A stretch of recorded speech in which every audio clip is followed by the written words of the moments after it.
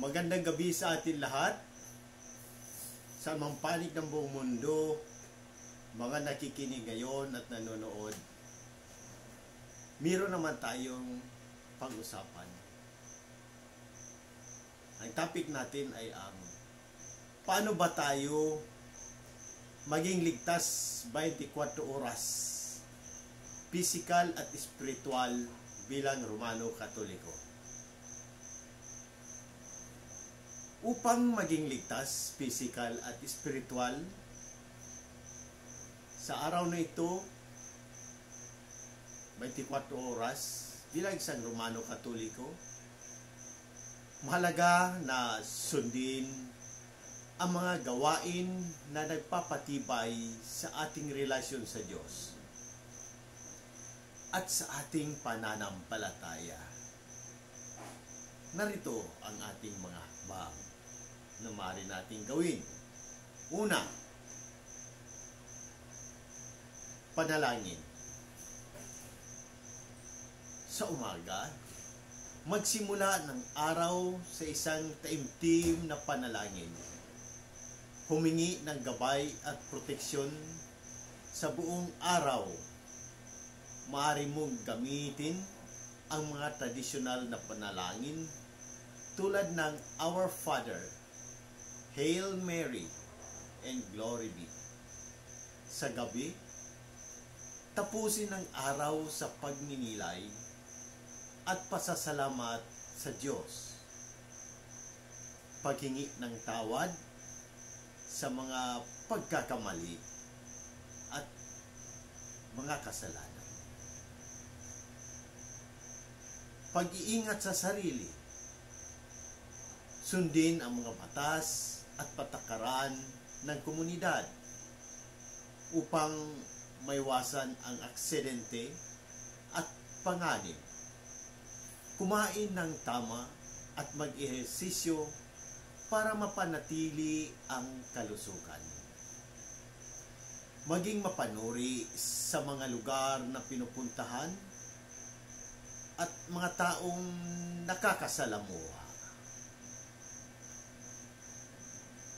Magdasal ng examination of conscience at act of contrition.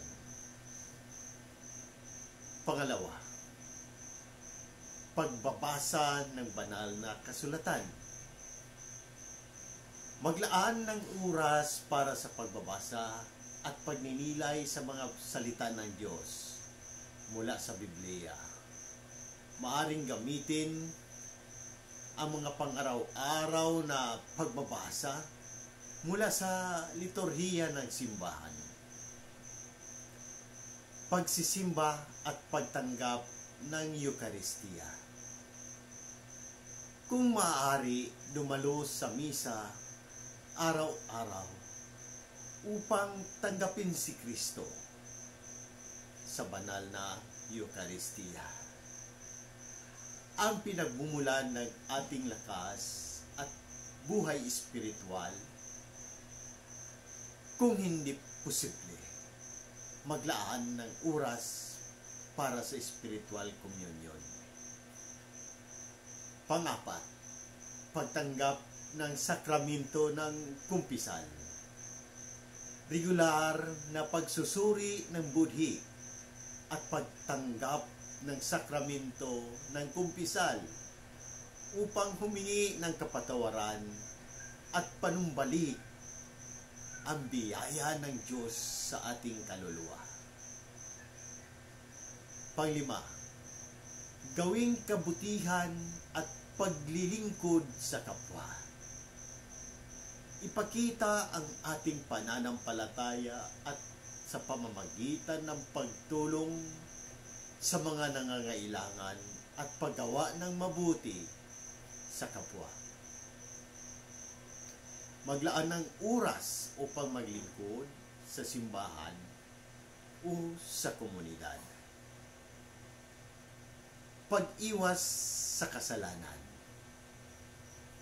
Sikaping umiwas sa mga pagkakataon ng tukso at kasalanan.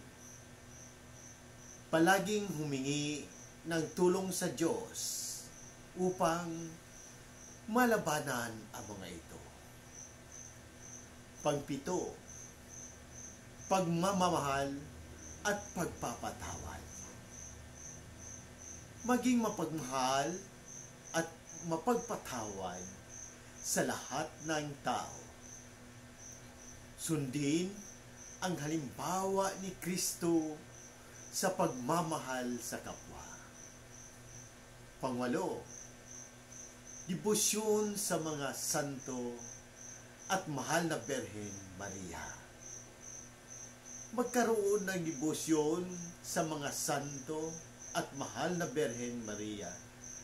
Humingi ng kanilang pamamagitan sa ating mga pananalangin at pangangailangan. Maaari mong dasalin ang rosaryo araw-araw. Pagsiyam, pamumuhay ng may kababaang loob. Mamuhay ng may kababaang loob, palaging inilalagay ang Diyos sa sentro ng ating buhay at kinikilala na ang lahat ng ating ginagawa ay para sa Kanyang kaluwalhatian. Pagsampo, pagiging masunurin sa mga utos ng Diyos at ng simbahan. Sumunod sa mga utos ng Diyos at sa mga aral ng simbahan. Pagtibayin ang ating pananampalataya sa pamamagitan ng pag-aaral at pagsasabuhay ng mga turo ng simbahan.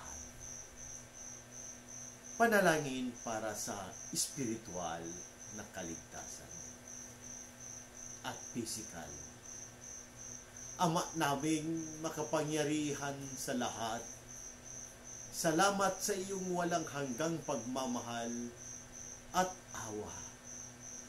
Tulungan mo kaming manatiling ligtas sa araw na ito sa pamamagitan ng inyong biyaya. Palakasin mo ang aming pananampalataya, pag-asa at pagmamahal. Patnubayan mo kami sa lahat ng aming ginagawa at ipakita mo sa amin ang tamang landas. Sa pangalan ni Jesus, kasama ng Espiritu Santo at sa pamamagitan ng mahal na Birheng Maria, ito ang aming dalangin. Amen. Sa pamamagitan ng pagsunod ng mga hakbang na ito at pagtitiwala sa Diyos, maaari tayong maging ligtas, pisikal at espiritual sa araw-araw. Sa muli, hinihikayat ko ang lahat, Katoliko man o hindi, na magtanong at pagnilayan ang mensahe ng kaligtasan, pisikal at espiritual na ito. Kung may katanungan kayo tungkol sa pananampalataya, ang ating simbahan o sa anumang aspeto ng ating buhay, bukas ang aking puso na sugutuin ang mga ito.